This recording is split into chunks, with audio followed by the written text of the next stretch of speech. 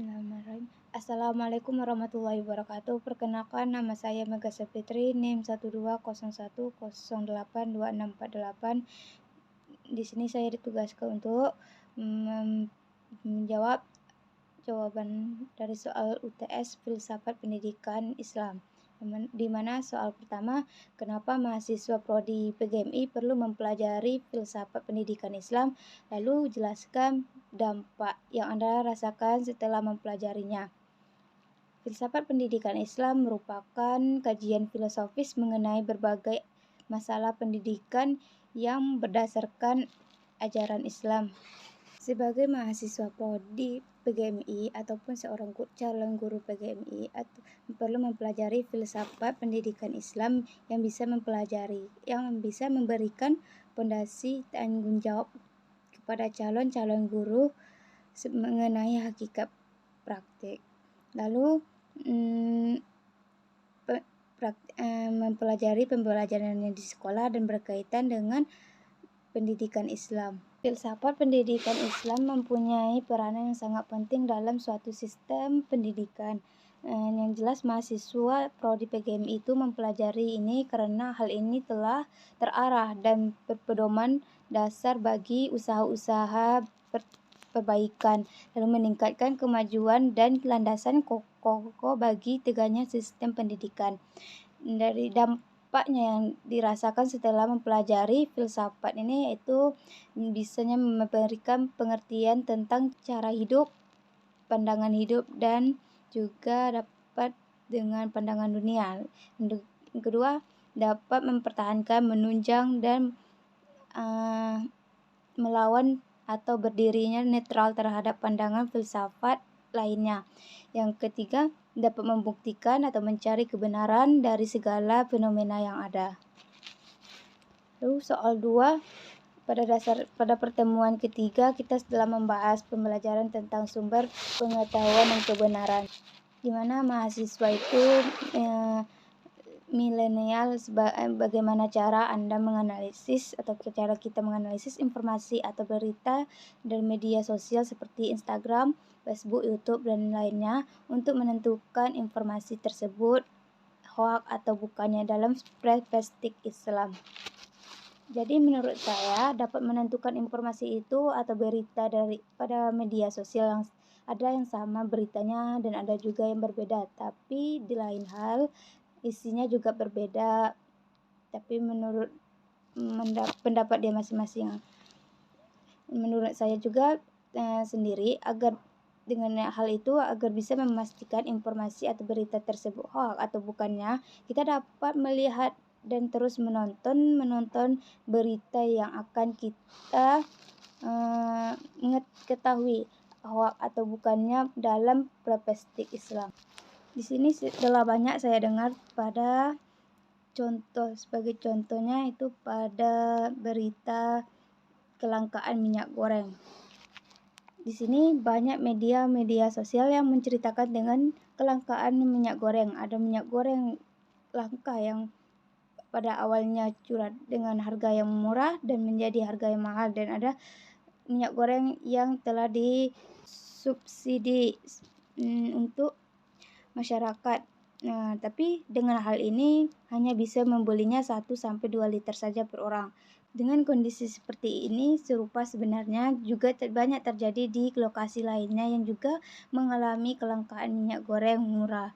Jadi orang juga kesulitan mencari ketersediaan minyak goreng, baik itu murah atau mahal minyak goreng. Kemudian minyak goreng itu muncul di pasaran dengan harga yang mahal seperti yang sekarang ini, dari harga 24.000 atau bisa 30, sekarang dah sampai 48 hingga 50-an. Soal yang ketiga, jika Anda nanti jadi seorang guru MI atau salah satu mata pelajarannya itu PAI. Jadi bagaimana cara Anda melakukan siswa Anda dalam pembelajaran? Ini jawaban menurut aliran resipisme. Jadi jawaban saya di sini juga saya memilih mata kuliah PAI Jadi di mana dengan mata kuliah atau materi ini saya mengambil materi sholat. Pada materi ini saya sebagai calon guru atau sebagai pendidik atau gurunya akan memberikan motivasi, dukungan untuk agar bisa mengetahui permasalahan dalam materi yang kita akan pelajari pada anak didik, ya seperti materi sholat tadi. Dan juga di sini saya menyuruh agar anak peserta didik tersebut atau siswa untuk terus berlatih dan terus membaca buku mengenai sholat agar mahasiswa tadi telah mengetahui sebelum guru menjelaskan pembelajaran tadi. Lalu siswa itu harus tahu keseluruhan masalah dengan materi kita tadi, yaitu materi sholat, itu tentang contohnya tentang sholat, pengertian sholat, syarat-syarat sholat, dan hal yang membatalkan sholat. Soal yang keempat, filosofis hidup saya, atau sebutkan filosofis hidup Anda dan jelaskan maknanya. Jawaban saya filosofis diri saya sendiri, yaitu pada salah satu contoh pada tanaman kesabaran pepohonan hijau, di mana hal ini atau cerita ini atau filosofis ini adalah sifat yang sangat baik untuk ditiru dan oleh manusia. Saat kita menguasainya, ia tidak marah atau saat kita menguasainya dia tidak risih, saat kita memukulnya dia tidak marah, dan saat ada teman yang menimpanya, contohnya pohon, sesama pohon tadi menimpanya, dia pun diam saja. Saat mereka melukai, ia tidak berbalas atau tidak berteriak. Lalu dari sinilah kita dapat contoh dari sebuah pohonan tadi. Dia tidak membalas apa yang dilakukan oleh temannya, dan apa yang dilakukan oleh orang lain, dia tetap diam. Yang kedua ada pada tanaman padi. Semakin banyak ilmu, maka semakin merunduk. Maka di sini istilahnya merupakan nasihat yang sering disampaikan oleh orang tua kita kepada kita. Hal ini bermakna jika tidak sepantasnya manusia itu bersikap sombong atau mempunyai ilmu yang mereka miliki, merasa hebat. Tidak boleh, kita sebagai manusia tidak boleh seperti itu, karena di atas langit itu masih ada langit. Soal yang kelima, sebutkan nasihat-nasihat untuk dirimu sendiri agar kamu menjadi harapan dari orang tuamu.